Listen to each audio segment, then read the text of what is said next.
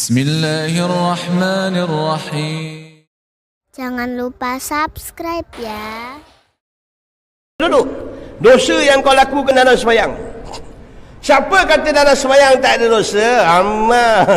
Siapa kata dalam sembahyang tak ada langkah adab? Banyak bang, banyak. Kalau dalam hati kau tengah ingat duit, mulut kau bercakap, iyyaka na'budu, hanya Engkau yang kami sembah. Padahal Allah tengok bila kau cakap, hanya Engkau yang kami sembah. Bila kau cakap begitu, Allah tengok hati kau. Apa benda yang ada dalam fokus dalam hati kau? Rupanya duit. Jadi tadabbur jalan-jalan, tak kisah ada apa pangkat kau dalam masjid ni, selagi kau tak reti bacaan dalam sembahyang, mengaku, tawaduk, rendahkan diri, cari buku terjemahan sembahyang. Kalau andainya di antara hal kadang yang tak ada tafsir Quran, beli tafsir Quran, baca terjemahan Al-Quran. Yang itu syarat dia bang. Kau tak baca Quran tu, dia jadi satu golongan yang golongan tu kadang-kadang dia tahu hukum tu daripada Al-Quran, lalu dia berpaling sengaja dalam keadaan buat tak perasan tentang hukum Tuhan. Yang ini perangai ahli kitab Yahudi zaman Rasulullah. Ya bang, hukum tu ada, jangan buat tak tahu je. Kita hidup ni sekejap aja, dan duduk atas dunia ni nak berjalan 63 tahun, 2 jam 20 minit pada waktu akhirat. 63 tahun, 2 jam 20 minit pada waktu akhirat. Tak lama lagi kita akan kembali, semua orang kena panggil. Sama ada dipanggil satu-satu ataupun datangnya tiupan sangkakala, dipanggil semuanya akan berhimpun. Hal keadaan nak bagi tahu dalam masa 2 jam 20 minit ini, dia merupakan pentas ujian. Bukan tempat bermewah, bukan tempat berlazat-lazat, bukan tempat nak sibuk sambut hari keluarga, hari birthday anak, hari birthday cucu, hari birthday besan. Bukan dalam keadaan hari nak berseronok hingga lalai daripada Allah Ta'ala. Nak berseronok, syarat dia jangan lepas, jangan hilang ingatan, jangan hilang hubungan dengan Allah. Tiba-tiba dalam keadaan tak perasan, cubalah tengok sekali-sekali. Bila tengok IC itu photostat, pergi kedai photostat, besarkan IC itu lebih kurang besar Plywood, besarkan. Dah tengok Plywood lahir. Oh, aku ni lahir tahun 63. Tu saya punya, tak ada rahsia umur. Saya lahir tahun 63. Dah 63. Mak Datuk, sekarang umur aku dah 57. Apa yang telah aku buat di antara perjalanan aku dah 2 jam lebih di atas dunia. Tak lama lagi Tuhan aku akan panggil. Rupanya sembahyang aku belum lagi tiba ke Tuhan. Sembahyang aku belum lagi terhubung dengan Tuhan. Hal keadaan berpuluh tahun Tuhan kasih aku makan, minum, kesihatan, nikmat suami, isteri, hak kereta, kenderaan. Hal keadaan aku tak pernah menunjukkan waktu untuk aku bersyukur kepada Allah. Dah 57 tahun aku sibuk dengan dunia, hingga bacaan dalam sembahyang pun aku tak tahu apa yang aku bercakap dengan Tuhan selama ini. Keadaan dah 57, aku cakap ni usaha bola tau, bukan kau. Dah 57 tahun kau duduk atas muka bumi Allah, kau makan rezeki Allah, macam-macam kau makan. Kadang macam-macam yang kau dah buat, dan yang kau dapat rezeki daripada Allah Ta'ala.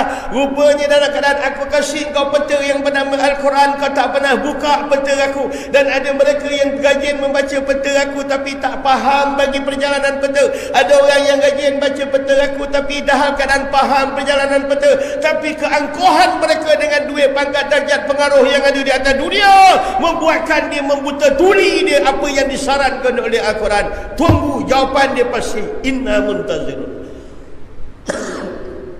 Ya, inna muntazirun. Kami akan menunggu, kata Tuhan. Tuhan tunggu. Faham? Ada pertemuan yang tak selesai sini je lah bang. Bukan tafsir inna rabbahum bihim yawma izzillah khabir. Dia bongkarkan. Yang kau buat ini atas niat apa, dia keluarkan. Kau buat ni atas niat apa, dia keluarkan.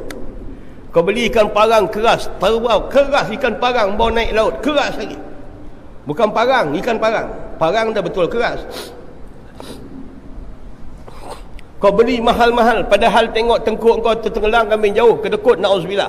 Tapi kenapa hari itu kau belikan parang mahal-mahal? Supaya mengharapkan pujian daripada isteri, mengharapkan di antara kesukaan daripada isteri, mengharap pau yang kecil macam itu pun Tuhan bongkarkan. Tuan-tuan minta, ya Allah, ya Tuhanku, hisaplah aku ya Allah dengan kurniaan kau, dengan anugerah kau. Jangan minta kalau andainya dihisap dengan keadilan Allah, takkan ada manusia yang akan lepas, tuan-tuan, dibandingkan dengan syukur yang kau manjatkan dengan nikmat yang Tuhan turunkan.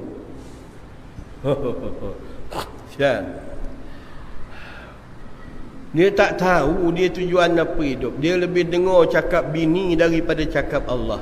Dia lebih dengar cakap laki ke arah larah daripada cakap Allah. Dia lebih diikutkan untuk kebahagiaan anak, walaupun bapa nak kena tuai dengan Israel. Demi kebahagiaan anak, bapa boleh letakkan ingatan terhadap Allah buat seketika. Kau nak tengok lepas kita mati besok macam mana anak kita pergi kubur kita, maka kata Sahal, kau tengok hari ni.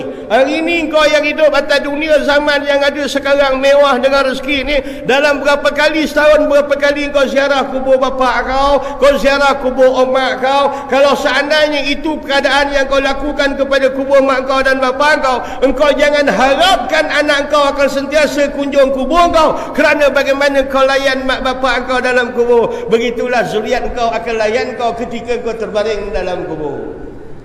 Rasulullah sallallahu alaihi wasallam mengisyaratkan bahawa orang yang berada dalam kubur itu ibarat yang terkapai-kapai dalam lautan, yang sentiasa dalam keadaan menjerit-jerit dan minta tolong daripada anak zuriat mereka, daripada pahala-pahala tahlil bacaan Al-Quran ataupun sebagainya pada ketika itu.